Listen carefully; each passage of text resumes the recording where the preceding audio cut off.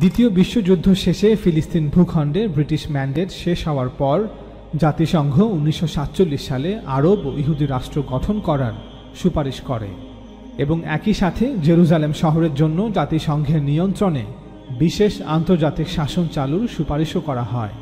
জাতিসংঘের সাধারণ পরিষদে তৎকালীন সদস্যভুক্ত 57 রাষ্ট্রের মধ্যে 33টি রাষ্ট্র এই সুপারিশের পক্ষে ভোট প্রদান করে, 13টি রাষ্ট্র এর বিপক্ষে ভোট দেয়, 10টি রাষ্ট্র ভোট প্রদানে বিরত থাকে, আর একটি রাষ্ট্র সাধারণ পরিষদের সেই অধিবেশনে অনুপস্থিত থাকে। কোনো এক অজানা কারণে সোভিয়েত ইউনিয়ন এই সুপারিশের পক্ষে ভোট প্রদান করে। অপরদিকে কমিউনিস্ট চীন এই সিদ্ধান্তের বিপক্ষে ভোট না দিয়ে বরং ভোট প্রদানে বিরত থাকে। জাতিসংঘের এই সুপারিশ ন্যায়সঙ্গত ছিল কিনা বা এই সুপারিশ ফিলিস্তিনিদের সাথে অন্যায় হয়েছিল কিনা সেই বিতর্ক করে কোনো লাভ নেই। আমরা মুসলমানদের প্রথমে মৌলিক বিষয়টি অনুধাবন করতে হবে যে ফিলিস্তিন ভূখণ্ড বিভক্ত করার সম্পূর্ণ সিদ্ধান্তটি প্রথম এবং দ্বিতীয় বিশ্বযুদ্ধের বিজয়ীদের দ্বারা নেওয়া হয়েছিল এবং এই সিদ্ধান্ত নেওয়া হয়েছিল তাদের দ্বারা ডিজাইন করা একটি ব্যবস্থার মধ্য দিয়ে। তাই আমরা পরাজিতরা যতক্ষণ না সেই অবস্থার পরিপূর্ণ পরিবর্তন করতে পারব যেই অবস্থার ভিত্তিতে এই বিজয়ীরা তাদের বিজয় অর্জন করেছিল, ততক্ষণ পর্যন্ত আমরা মুসলিমরা ফিলিস্তিন বিষয়ে জাতিসংঘের নেয়া এই সিদ্ধান্তের বিষয়ে কিছুই করতে পারব না এবং আমরা আমাদের সিদ্ধান্ত অন্যের উপর চাপিয়ে দিতেও পারব না। এখন আপনি যতই লড়াই করুন, যতই পাথর নিক্ষেপ করুন, যতই ইন্তিফাদা শুরু করুন অথবা বিভিন্ন মুসলিম রাষ্ট্রের সমন্বয়ে যত বড় ওআইসি গঠন করুন, আপনি এই অবস্থার পরিবর্তন করতে পারবেন না। এটাই বাস্তবতা। তবে যেদিন এই অবস্থাকে উল্টে দিতে পারব সেদিন সব কিছুই আমাদের অনুকূলে থাকবে ইনশাআল্লাহ। জাতিসংঘের নেয়া সুপারিশকে মেনে 1948 সালে ইসরায়েল রাষ্ট্র ঠিকই অস্তিত্বে আসলো, আর 1 বছর পর 1949 সালে ইসরায়েল জাতিসংঘের সদস্য পদ লাভ করল। কিন্তু আমরা মুসলিমরা সেই সিদ্ধান্তের বিরোধিতা করে কিছুই অর্জন করতে পারিনি, বরং যা ছিল তাও হারিয়েছি। 1967 সালের 6 দিনের যুদ্ধে ইসরায়েলি বাহিনী মিশরের কাছ থেকে গাজা ভূখণ্ড, জর্ডানের কাছ থেকে পশ্চিম তীর ও পূর্ব জেরুজালেম এবং সিরিয়ার কাছ থেকে গোলান মালভূমি ছিনিয়ে নেয়। এখন অবধি এই অঞ্চলগুলো ইসরায়েলি বাহিনীর নিয়ন্ত্রণে আছে, প্রত্যক্ষভাবে অথবা পরোক্ষভাবে। এই বাস্তবতার পরিপ্রেক্ষিতে বলতেই হয় যে প্রথম বিশ্বযুদ্ধের পরাজিত শক্তি হিসেবে 1947 সালেই আমাদের উচিত ছিল জাতিসংঘের নেয়া সুপারিশকে মেনে নিয়ে আন্তর্জাতিক পর্যায়ে মুসলিম নেতৃত্বের উচিত ছিল এমন কর্মসূচি গ্রহণ করা যাতে আমরা তাদের এই জয়কে পরাজয়ে পরিণত করতে পারি এবং আমাদের এই পরাজয়কে জয়ে পরিণত করতে পারি। মনে রাখবেন, আমরা প্রথম বিশ্বযুদ্ধের পরাজিত শক্তি। আমাদের জন্য উচিত ছিল তুলনামূলকভাবে বেশি কৌশলী হওয়া, কিন্তু আমরা কি করলাম? আমাদের অবস্থা এমন যে পাথরই তোমার কাছে আছে তা ছুঁড়ে মারো। এর ফলস্বরূপ আমাদের কাছে যা ছিল তাও হারিয়েছে, যা আছে তাও হারাচ্ছে। ফিলিস্তিনকে কেন্দ্র করে বিগত 70 বছরে আমাদের দ্বারা গৃহীত কর্মপরিকল্পনাগুলো কোনোভাবেই মেনে চলার উপযুক্ত নয়। আমাদের বুঝতে হবে যে ফিলিস্তিন বিভাজন আন্তর্জাতিক পর্যায়ে নেওয়া একটি সিদ্ধান্ত। এই সিদ্ধান্তকে উল্টে ফেলার জন্য আমাদের সেই একই সংগ্রাম করতে হবে যা পশ্চিমের জাতিগুলো বিগত 300 বছর ধরে করেছে। যেদিন আমরা তাদেরকে এই প্রতিযোগিতায় পরাজিত করতে পারব, সেদিন আবার আমাদের সিদ্ধান্তগুলো তাদের উপর চাপিয়ে দিতেও পারব। আশা করি আমরা মুসলিমরা সততার সাথে এবং বাস্তবসম্মতভাবে উপরে বর্ণিত বিষয়গুলোকে পর্যালোচনা করব। তবেই উপযুক্ত সময় আসার আগ পর্যন্ত যতটুকু আছে তা রক্ষা করতে পারব।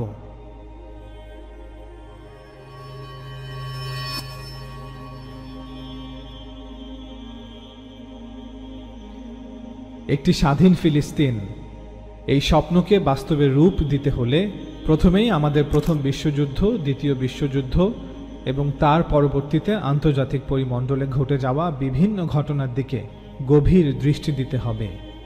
বাস্তবতাকে মেনে নিয়ে স্বপ্ন পূরণের সঠিক পথ খুঁজতে হবে, যে পথে হাজারো বাধা আর লক্ষ কোটি বিপদ। আমরা সবাই জানি যে প্রথম বিশ্বযুদ্ধে মিত্রশক্তিগুলো ছিল যুক্তরাজ্য, যুক্তরাষ্ট্র, ফ্রান্স, রাশিয়া এবং ইতালি। তারাই প্রথম বিশ্বযুদ্ধে জয় লাভ করে। এই যুদ্ধে উসমানী খিলাফত চরমভাবে পরাজিত হয়। ফলে ফিলিস্তিন ভূখণ্ড চিরতরে উসমানী খিলাফতের হাত ছাড়া হয়ে যায়। পরবর্তীতে ব্রিটেন ইউরোপিয়ান ইহুদিদের ফিলিস্তিনে স্থায়ীভাবে বসবাসের অনুমতি দেয়। এভাবেই ব্রিটেন কর্তৃক বর্তমান ইসরায়েল রাষ্ট্রের বীজ বপন করা হয়। এই বিষয়ে এই ভিডিওটিতে বিস্তারিতভাবে আলোচনা করা হয়েছে, লিংক নিচে দেয়া থাকবে। আফগান পাকিস্তান সীমান্ত অঞ্চল চিত্রালে তৈরি আফগানি পাকুল বা পাশতুন টুপি সংগ্রহ করতে আমাদের দ্য বিলিভার সুক ফেসবুক পেজে অথবা হোয়াটসঅ্যাপ নাম্বারে অর্ডার করুন। অর্ডার করতে নিচে ডেসক্রিপশন বক্সে দেয়া লিংকে ক্লিক করুন।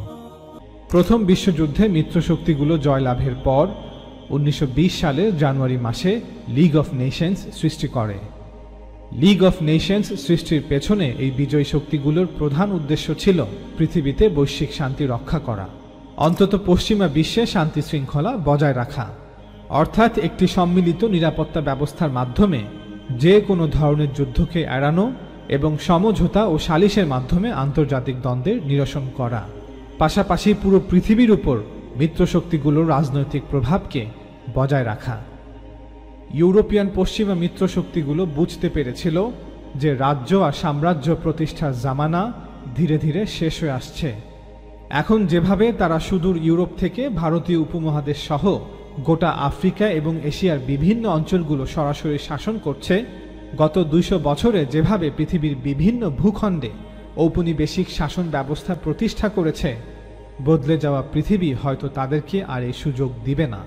তাই এমন একটি বৈশ্বিক ব্যবস্থা তৈরি করা প্রয়োজন যাতে এই পরিবর্তিত ভূ রাজনৈতিক পরিস্থিতিতে এবং 20 শতাব্দীর এই নতুন নতুন ধারণার যুগেও মিত্রশক্তিগুলো তাদের আধিপত্য বজায় রাখতে পারে, বা কম পক্ষে আধিপত্য বজায় রাখার ন্যূনতম সুযোগ বাকি থাকে। বদলে যাওয়া পৃথিবীতে এই নতুন ধারণাগুলো কি? ধীরে ধীরে বিশ্ব এই ধারণার দিকে এগিয়ে যাচ্ছিল যে আগ্রাসী যুদ্ধ বা অন্য ভূখণ্ডে আক্রমণ আন্তর্জাতিক আইনের পরিপন্থী হওয়া উচিত, এবং সেই ভূখণ্ড জোর করে দখলে রাখাও আন্তর্জাতিক আইনের পরিপন্থী হওয়া উচিত। এই ধারণার ফলেই 1928 সালে কেলগ-ব্রায়ান্ট প্যাক্ট বা কেলগ-ব্রায়ান্ট চুক্তি স্বাক্ষরিত হয়। পরবর্তীতে কেলগ-ব্রায়ান্ট চুক্তির অনুরূপ বিধানগুলিকে জাতিসংঘের চার্টার বা সনদের অন্তর্ভুক্ত করা হয়, অর্থাৎ এই চুক্তির বিধানগুলোকে আন্তর্জাতিক আইন হিসেবে স্বীকৃতি দেয়া হয়, যেখানে মেনে নেওয়া হয় যে আগ্রাসী যুদ্ধের মাধ্যমে কোনো অঞ্চলে কারো বিজয় বৈধ হতে পারে না। কেলগ-ব্রায়ান্ট চুক্তি এবং জাতিসংঘের চার্টারে বলা হচ্ছে যে আগ্রাসী যুদ্ধের মাধ্যমে কোনো অঞ্চলে কারো বিজয় কখনোই বৈধ হবে না। এখন স্বাভাবিকভাবেই প্রশ্ন আসবে, আমরা কিভাবে একটি নির্দিষ্ট অঞ্চল ঠিক করব? অর্থাৎ কোনো নির্দিষ্ট ভূখণ্ড বা অঞ্চলে কাদের সার্বভৌমত্ব বৈধ তা কিভাবে নির্ধারণ করব? এই প্রশ্নের উত্তর একটি, আর তা হলো জাতিরাষ্ট্র, অর্থাৎ একক জাতিগত পরিচয় বা জাতীয় আদর্শকে ভিত্তি করে গঠিত রাষ্ট্র। সুতরাং পৃথিবীর ভিন্ন ভিন্ন অঞ্চল বা ভূখণ্ডকে জাতিরাষ্ট্রের রূপ দিতে হবে, যেখানে শুধুমাত্র সেই নির্দিষ্ট জাতিগোষ্ঠীর সার্বভৌমত্ব বৈধ থাকবে এবং যেখানে অন্য কোনো জাতিগোষ্ঠীর আগ্রাসী যুদ্ধের মাধ্যমে ভূমি দখল বৈধ হবে না। এই কারণেই ইসরায়েল কর্তৃক ফিলিস্তিন ভূখণ্ড দখল আন্তর্জাতিক আইন অনুযায়ী অবৈধ এবং এটি একটি অপরাধ। এখন জাতিরাষ্ট্র প্রতিষ্ঠা করতে হলে প্রথমেই যে প্রশ্নটি সামনে চলে আসে তা হলো এই সার্বভৌম রাষ্ট্রের ভিত্তি কি হবে, অর্থাৎ এই রাষ্ট্র কি শুধুমাত্র জাতীয়তার উপর ভিত্তি করে প্রতিষ্ঠিত হবে, নাকি এর ভিত্তি হবে একটি নির্দিষ্ট ভূখণ্ড বা অঞ্চল? আরেকটি প্রশ্ন হলো, একটি নির্দিষ্ট ভূখণ্ডে একাধিক জাতিগোষ্ঠী বসবাস করলে সেই রাষ্ট্রের ভিত্তি কি হবে? যেহেতু জাতিগত ভিত্তিতে মানুষকে আলাদা করা সম্ভব ছিল না, কারণ পৃথিবীর প্রায় সকল ভূখণ্ডেই বিভিন্ন জাতিগোষ্ঠীর মানুষের একত্র বসবাস ছিল। উদাহরণস্বরূপ ভারতবর্ষ, যেখানে হিন্দু, মুসলিম, বৌদ্ধ, খ্রিস্টান সহ নানা জাতিগোষ্ঠীর মানুষের বসবাস। তাই একটি নির্দিষ্ট ভূখণ্ডের উপর ভিত্তি করে জাতিরাষ্ট্রের ধারণাটি আন্তর্জাতিকভাবে প্রতিষ্ঠা লাভ করে। যে মুহূর্তে আপনি এই বাস্তবতা অর্থাৎ ভূখণ্ডের উপর ভিত্তি করে জাতিরাষ্ট্রের ধারণাটি মেনে নেবেন, তখন এর স্বাভাবিক পরিণতি হলো আপনাকে এটাও মেনে নিতে হবে যে যদি এই জাতিরাষ্ট্রগুলো অস্তিত্বে আসে, তবে প্রতিটি জাতির সেলফ ডিটারমিনেশন বা আত্মনিয়ন্ত্রণের অধিকার রয়েছে। অর্থাৎ আন্তর্জাতিক ব্যবস্থায় একটি জাতি তাদের নিজেদের ভাগ্য নির্ধারণের আইনগত অধিকার সংরক্ষণ করে। সুতরাং পৃথিবীর সকল জাতিরাষ্ট্রকে অন্য আরেকটি জাতিরাষ্ট্রের আত্মনিয়ন্ত্রণের অধিকারকে স্বীকৃতি দিতে হবে। তারা যদি নিজেদের সরকার নিজেরাই গঠন করতে চায় তাহলে তারা তা করতে পারবে। এই কারণেই আমরা মুসলিমরা দাবি করি যে ফিলিস্তিন এবং কাশ্মীরের মুসলমানদের সেলফ ডিটারমিনেশন বা আত্মনিয়ন্ত্রণের অধিকার রয়েছে, অর্থাৎ তাদের পৃথক স্বাধীন রাষ্ট্র গঠনের অধিকার রয়েছে, যেমন অধিকার রয়েছে ব্রিটেন বা আমেরিকার খ্রিস্টানদের। মানুষের মৌলিক অধিকার, মানবাধিকার, জাতির আত্মনিয়ন্ত্রণের অধিকার, সার্বভৌম জাতিরাষ্ট্রের নাগরিকদের শাসক নির্বাচনের অধিকার এবং আইনের শাসন, এই ধরনের বিভিন্ন নতুন নতুন ধারণাকে বিংশ শতাব্দীর শুরুর দিকেই আন্তর্জাতিকভাবে স্বীকৃতি দেয়া হয়। ৩০০ বছরেরও বেশি সময় ধরে এই সমস্ত ধারণাগুলি নিয়ে পশ্চিমা জগতের বিভিন্ন দর্শনবিদ এবং চিন্তাবিদরা আলোচনা করেছেন। এর ফলেই আজ এই নতুন পৃথিবী, এই নতুন জগৎ শুধু নতুন নতুন যুদ্ধ বিমান তৈরি বা কম্পিউটার তৈরির মধ্যেই সীমাবদ্ধ ছিল না, এর সাথে সাথে সামাজিক বিজ্ঞানের বিকাশ ও অগ্রগতিও হয়েছে। ফলে এই নতুন নতুন ধারণাগুলি বিশ্বকে তার মুঠোয় নিয়ে গেছে। একদিকে পৃথিবীতে জন্ম নেয়া কিছু নতুন ধারণা এবং অন্যদিকে প্রথম বিশ্বযুদ্ধের মিত্রশক্তিগুলোর অপ্রতিরোধ্য বিজয়, এই সব কিছু একটি নতুন ওয়ার্ল্ড অর্ডার, একটি নতুন ইউনিভার্সাল সিস্টেম, একটি নতুন বিশ্ব ব্যবস্থার জন্ম দেয়। সেই নতুন বিশ্ব ব্যবস্থায় লিগ অফ নেশনস ব্রিটেনকে একটি ম্যান্ডেট প্রদান করে যে ব্রিটেন প্রথম বিশ্বযুদ্ধে বিজয়ী শক্তি হলেও ফিলিস্তিন ভূখণ্ডকে তার সাম্রাজ্যে অন্তর্ভুক্ত করবে না, তবে ফিলিস্তিন ভূখণ্ড ব্রিটিশ প্রশাসনের অধীনে পরিচালিত একটি ভৌগোলিক অঞ্চল হবে। ব্রিটিশরা 1922 সালের জুন মাসে লিগ অফ নেশনস থেকে ফিলিস্তিন ভূখণ্ডের জন্য এই কর্তৃত্ব লাভ করে। সাবেক ওসমানীয় সাম্রাজ্যের অধিকৃত অঞ্চলগুলো নিজের পায়ে দাঁড়ানোর আগ পর্যন্ত পরিচালনার জন্য এই ম্যান্ডেট প্রথা বা কর্তৃত্ব প্রদান প্রথা চালু করা হয়েছিল। এভাবেই শক্তির জোরে ব্রিটেন সরাসরি ফিলিস্তিন শাসন করে। ঠিক এরপরই ব্রিটেন ইহুদিদের সাথে করা বালফোর চুক্তি অনুযায়ী ফিলিস্তিন ভূখণ্ডে ইহুদি রাষ্ট্র প্রতিষ্ঠার সব রকম ব্যবস্থা গ্রহণ করে। ব্রিটিশ ম্যান্ডেটের 1 বছর পর অর্থাৎ 1923 সালের পরিসংখ্যান অনুযায়ী সে সময় ফিলিস্তিনে মুসলিমদের সংখ্যা ছিল প্রায় 5,90,000 এবং খ্রিস্টানদের সংখ্যা ছিল 73,000-এর কিছু বেশি। অন্যদিকে ইহুদিদের সংখ্যা ছিল প্রায় 84,000। এই 84,000 ইহুদিদের মধ্যে প্রায় সকলেই 1880 সালের পর ফিলিস্তিনে প্রবেশ করেছে। 1923 সালে এটা স্পষ্ট ছিল যে 84,000-এর এই ক্ষুদ্র জনসংখ্যা নিয়ে ইহুদিদের পক্ষে একটি ইহুদি জাতিরাষ্ট্র প্রতিষ্ঠা করা সম্ভব ছিল না। তাই ব্রিটেন ইহুদিদের এই প্রচেষ্টাকে আরও সহজ করার চেষ্টা করছিল। পৃথিবীর বিভিন্ন দেশে বসবাসকারী ইহুদিদের ফিলিস্তিনে এসে বসতি নির্মাণে সব রকম সহায়তা করে যাচ্ছিল এই দেশটি। 1945 সালে দ্বিতীয় বিশ্বযুদ্ধ শেষে ফিলিস্তিন ভূখণ্ডে ইহুদিদের সংখ্যা দাঁড়ায় প্রায় 5,54,000, যেখানে মুসলিমদের সংখ্যা ছিল প্রায় 10,62,000। প্রথম বিশ্বযুদ্ধের ন্যায় দ্বিতীয় বিশ্বযুদ্ধেও মিত্রশক্তিগুলোই বিজয় অর্জন করে। দ্বিতীয় বিশ্বযুদ্ধের প্রধান 5 মিত্রশক্তিগুলো ছিল যুক্তরাজ্য, ফ্রান্স, যুক্তরাষ্ট্র, রাশিয়া এবং চীন। পরবর্তীতে পূর্ব পশ্চিমের আরও অনেক রাষ্ট্র মিত্রশক্তিতে যোগ দেয়। এই বিশাল বিজয়ের পর প্রধান 5 মিত্রশক্তি লিগ অফ নেশনসকে বিলুপ্ত করে এর স্থানে ইউনাইটেড নেশনস বা জাতিসংঘ প্রতিষ্ঠা করে। এই দীর্ঘ আলোচনার সারমর্ম হল, বর্তমান ইউনাইটেড নেশনস বা জাতিসংঘ সকল জাতি বা রাষ্ট্র মিলে গঠন করেনি। সকল দেশের সাথে সমানভাবে এই আন্তর্জাতিক নীতিগুলোর বিষয়ে আলোচনাও করা হয়নি। প্রকৃত অর্থে জাতিসংঘ হচ্ছে প্রথম এবং দ্বিতীয় বিশ্বযুদ্ধের বিজয়ীদের দ্বারা প্রতিষ্ঠিত একটি নতুন বিশ্ব ব্যবস্থা, একটি নতুন ওয়ার্ল্ড অর্ডার। এজন্যই জাতিসংঘের নিরাপত্তা পরিষদের স্থায়ী সদস্য এই 5টি দেশ: মার্কিন যুক্তরাষ্ট্র, যুক্তরাজ্য, ফ্রান্স, রাশিয়া এবং চীন। এবং এই 5টি দেশই ভেটো দেওয়ার ক্ষমতা সংরক্ষণ করে। দ্বিতীয় বিশ্বযুদ্ধের পর জাতিসংঘের চার্টার দ্বারা কেলগ-ব্রায়ান্ট চুক্তির বিধানকে পুনরায় নিশ্চিত করা হয় যে আগ্রাসী যুদ্ধের মাধ্যমে ভূখণ্ড দখল শান্তির বিরুদ্ধে অপরাধ। আর্টিকেল 2-এর 4 নং প্যারাগ্রাফে বলা হয়, All the members shall refrain in their international relations from the threat or use of force against the territorial integrity or political independence of any state. জাতিসংঘের সকল সদস্য তাদের আন্তর্জাতিক সম্পর্কের ক্ষেত্রে কোনো রাষ্ট্রের আঞ্চলিক অখণ্ডতা বা রাজনৈতিক স্বাধীনতার বিরুদ্ধে হুমকি বা শক্তির ব্যবহার থেকে বিরত থাকবে। বর্তমানে আমরা মুসলিমদের এটা অনুধাবন করতে হবে যে এই 5টি দেশ বিজয়ী এবং তাদের দ্বারা প্রতিষ্ঠিত একটি নতুন বিশ্ব ব্যবস্থায় আমরা বাস করছি।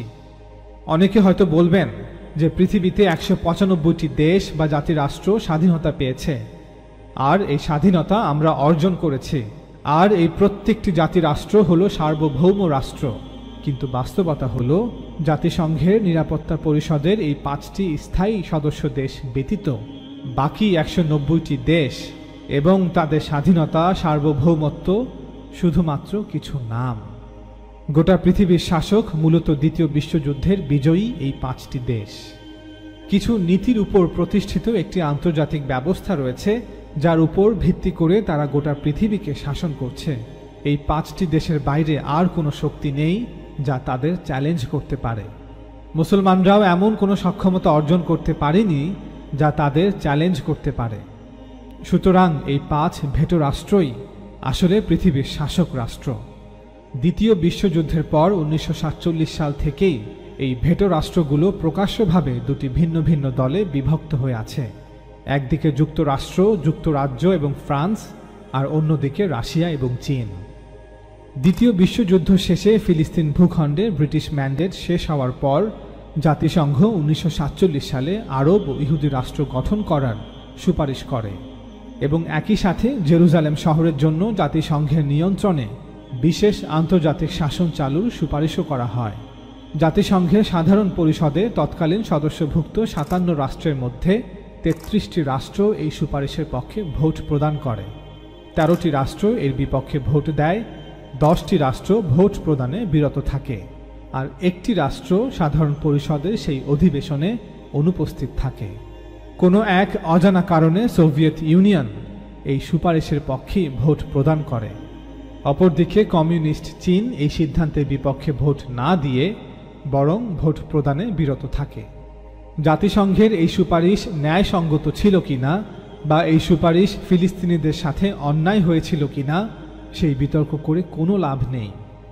আমরা মুসলমানদের প্রথমে মৌলিক বিষয়টি অনুধাবন করতে হবে যে ফিলিস্তিন ভূখণ্ড বিভক্ত করার সম্পূর্ণ সিদ্ধান্তটি প্রথম এবং দ্বিতীয় বিশ্বযুদ্ধের বিজয়ীদের দ্বারা নেওয়া হয়েছিল এবং এই সিদ্ধান্ত নেওয়া হয়েছিল তাদের দ্বারা ডিজাইন করা একটি ব্যবস্থার মধ্য দিয়ে। তাই আমরা পরাজিতরা যতক্ষণ না সেই অবস্থার পরিপূর্ণ পরিবর্তন করতে পারব যেই অবস্থার ভিত্তিতে এই বিজয়ীরা তাদের বিজয় অর্জন করেছিল, ততক্ষণ পর্যন্ত আমরা মুসলিমরা ফিলিস্তিন বিষয়ে জাতিসংঘের নেয়া এই সিদ্ধান্তের বিষয়ে কিছুই করতে পারব না এবং আমরা আমাদের সিদ্ধান্ত অন্যের উপর চাপিয়ে দিতেও পারব না। এখন আপনি যতই লড়াই করুন, যতই পাথর নিক্ষেপ করুন, যতই ইন্তিফাদা শুরু করুন, অথবা বিভিন্ন মুসলিম রাষ্ট্রের সমন্বয়ে যত বড় ওআইসি গঠন করুন, আপনি এই অবস্থার পরিবর্তন করতে পারবেন না। এটাই বাস্তবতা।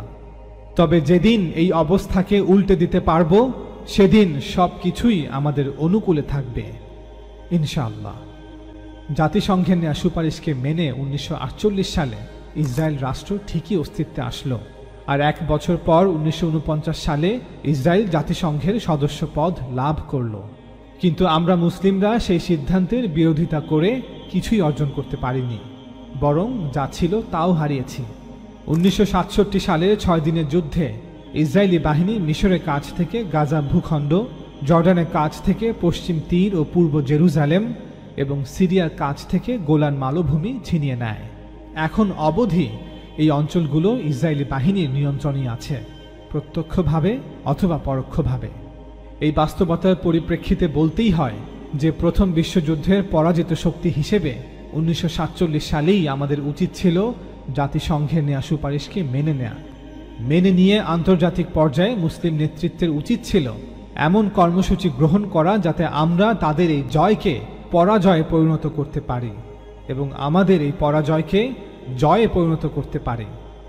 মনে রাখবেন, আমরা প্রথম বিশ্বযুদ্ধের পরাজিত শক্তি। আমাদের জন্য উচিত ছিল তুলনামূলকভাবে বেশি কৌশলী হওয়া। কিন্তু আমরা কি করলাম? আমাদের অবস্থা এমন যে যে পাথরই তোমার কাছে আছে তা ছুঁড়ে মারো। এর ফলস্বরূপ আমাদের কাছে যা ছিল তাও হারিয়েছে, যা আছে তাও হারাচ্ছি। ফিলিস্তিনকে কেন্দ্র করে বিগত 70 বছরে আমাদের দ্বারা গৃহীত কর্মপরিকল্পনাগুলো কোনোভাবেই মেনে চলার উপযুক্ত নয়। আমাদের বুঝতে হবে যে ফিলিস্তিন বিভাজন আন্তর্জাতিক পর্যায়ে নেওয়া একটি সিদ্ধান্ত। এই সিদ্ধান্তকে উল্টে ফেলার জন্য আমাদের সেই একই সংগ্রাম করতে হবে যা পশ্চিমের জাতিগুলো বিগত 300 বছর ধরে করেছে। যেদিন আমরা তাদেরকে এই প্রতিযোগিতায় পরাজিত করতে পারব, সেদিন আবার আমাদের সিদ্ধান্তগুলো তাদের উপর চাপিয়ে দিতেও পারব। আশা করি আমরা মুসলিমরা সততার সাথে এবং বাস্তবসম্মতভাবে উপরে বর্ণিত বিষয়গুলোকে পর্যালোচনা করব। তবেই উপযুক্ত সময় আসার আগ পর্যন্ত যতটুকু আছে তা রক্ষা করতে পারব।